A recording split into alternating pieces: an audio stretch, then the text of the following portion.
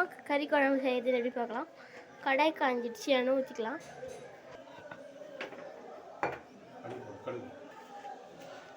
கடுகு தேவையான அளவு போட்டுக்கலாம். கருவேப்பிலை போடுவோம். வெங்காயம் போட்டுக்கலாம். கடுகு போட்டுடுச்சு.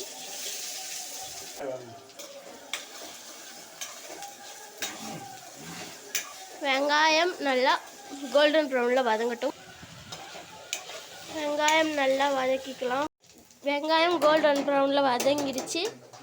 இப்போ இஞ்சி பூண்டு பேஸ்ட் போட்டுக்கலாம்.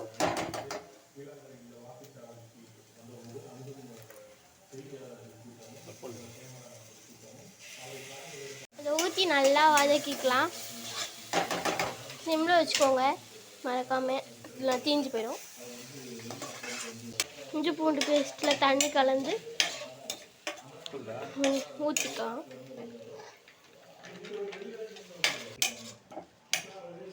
இப்போ தக்காளி அரைச்சி வச்சது ஊற்றிக்கலாம்.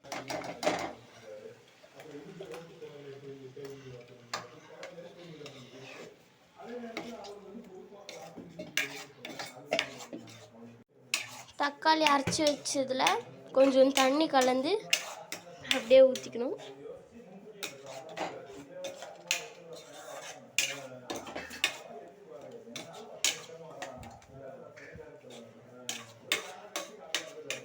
இதோட பச்சை வாசனை போனதும் சிக்கன் போட்டுக்கலாம். இப்போ சால்ட்டு கொஞ்சமாக போட்டுக்கணும். 1 ஸ்பூன் போட்டுக்கோங்க. உப்பு போட்டதும் நல்லா மிக்ஸ் பண்ணிக்கோங்க.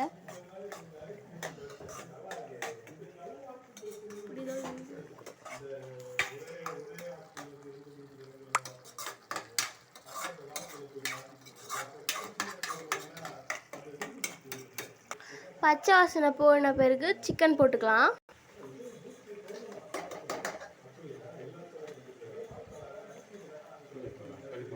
கறி இப்போ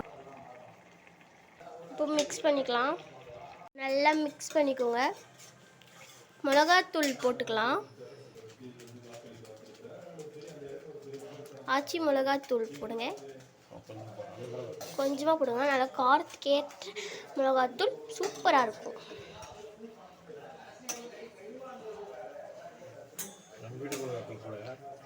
நம்ம வீட்டு மிளகாத்தூள் போடுங்க. உங்கள் வீட்டில் அரைச்சி வச்சுருந்தீங்கன்னா அதையும் போட்டுக்கோங்க. நாங்கள் அரைச்சி வச்சுருக்கோம், இருந்தாலும் நாங்கள் கடை மிளகாத்தூள் தான் போடுறோம். ஸோ கொஞ்சமாக போட்டுக்கோங்க. காரம் இல்லாத நம்ம சிக்கன் செய்கிறோம்.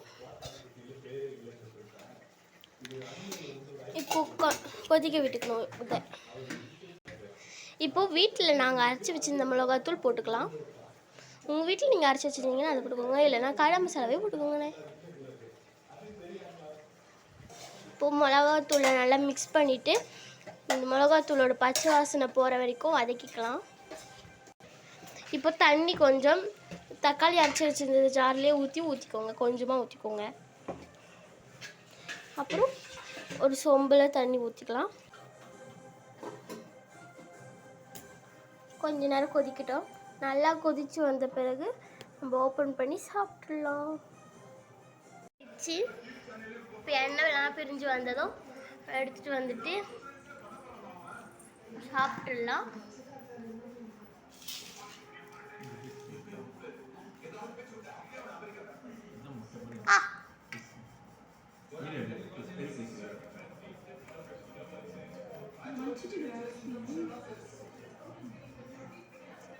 சூப்பராக இருக்குது. நீங்களும் ட்ரை பண்ணி பாருங்கள் வீட்டில்.